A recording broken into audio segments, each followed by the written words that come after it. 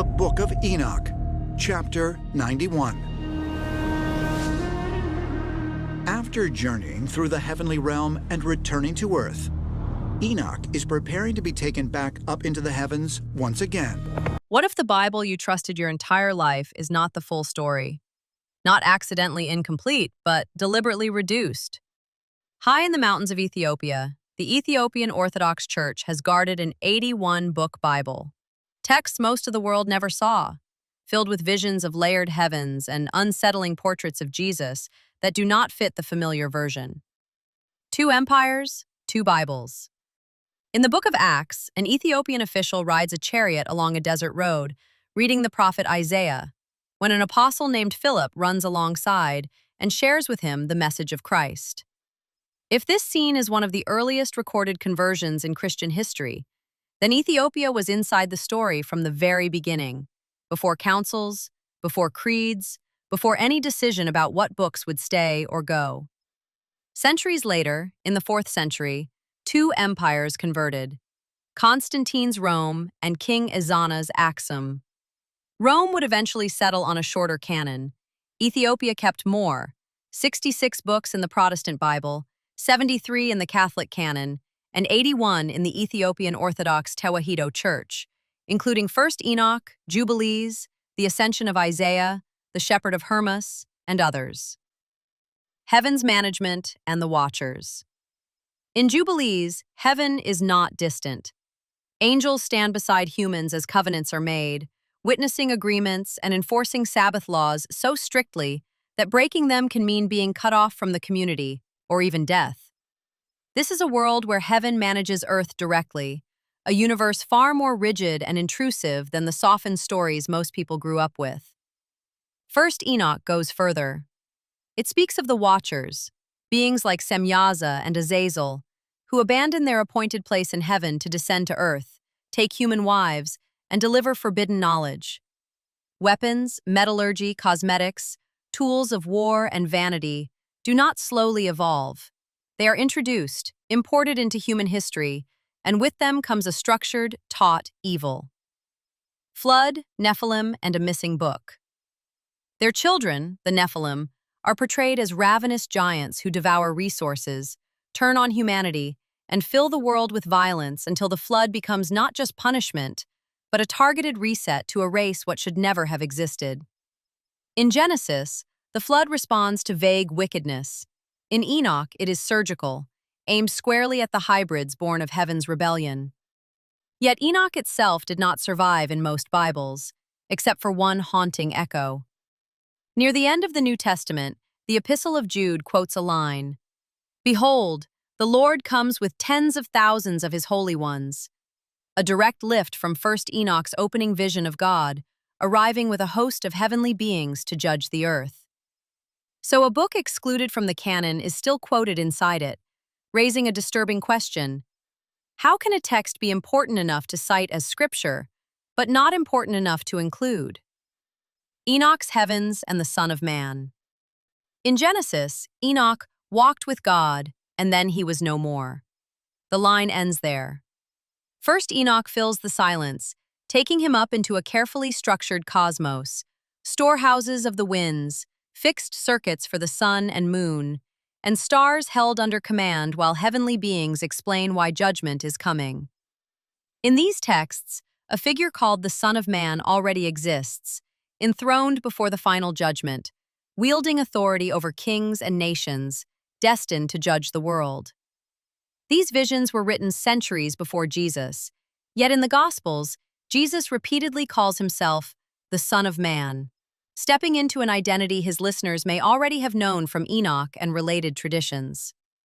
The discovery of multiple Aramaic copies of Enoch among the Dead Sea Scrolls, less than a few miles from where John the Baptist preached, proves that these ideas were circulating in the very environment where the earliest Christian movement began. The Hidden Descent, Ascension of Isaiah. Another text, the Ascension of Isaiah, begins not with a birth but with a murder.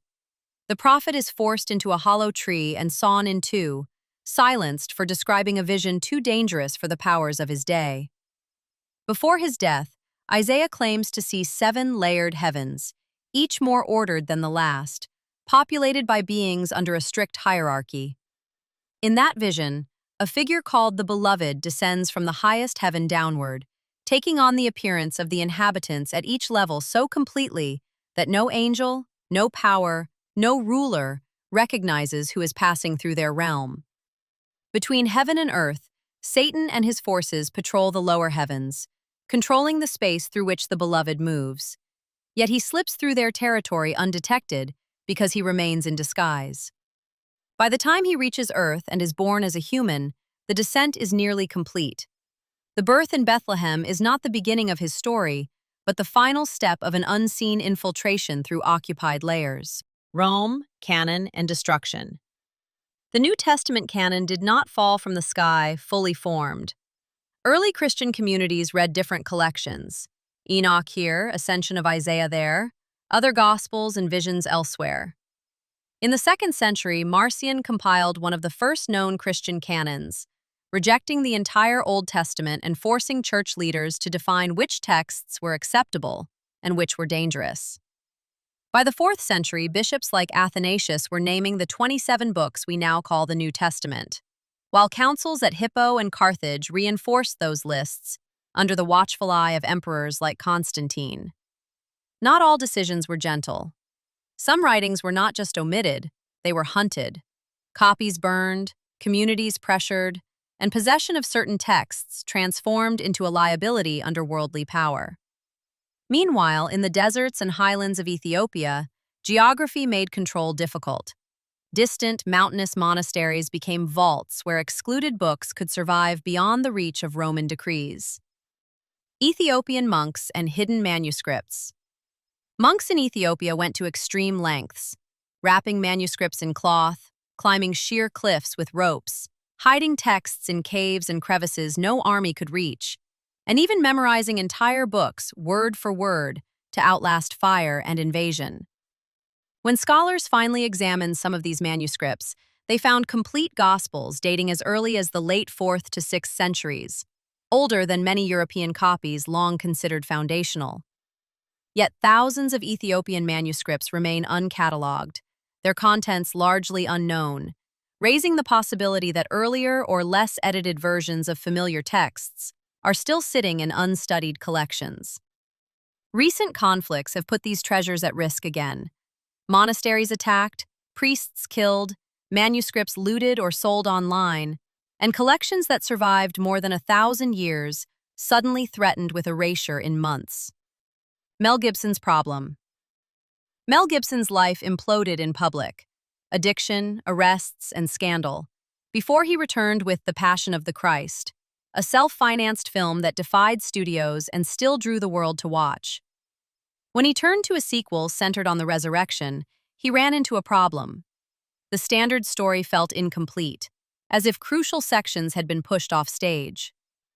As he dug into early Christian writings, he found texts like Enoch and the Ascension of Isaiah, stories of layered heavens, hidden movements, and a descent into hostile territory that echoed the line millions recite in the Apostles' Creed.